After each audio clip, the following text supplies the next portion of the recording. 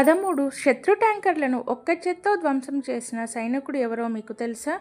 అతనే lieutenant colonel అర్తేసర్ తారోపోరే గారు. ఈయన 1923 ఆగస్టు 18న ముంబైలో జన్మించారు.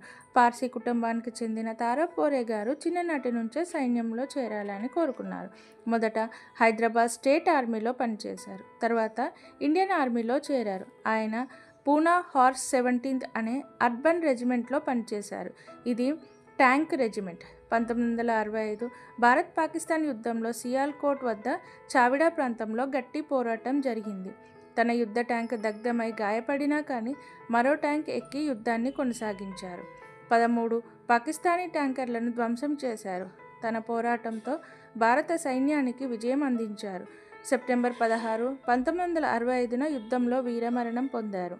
భారత ప్రభుత్వం అత్యున్నత యుద్ధ పురస్కారం పరమ్వీర్ చక్రను మృతి అనంతరం అందించారు. ఆర్మీ చరిత్రలో అత్యుత్తమ ట్యాంక్ కమాండర్గా పేరు పొందారు. ఆయన స్మారక స్తూపం సికింద్రాబాద్లో ఉంది.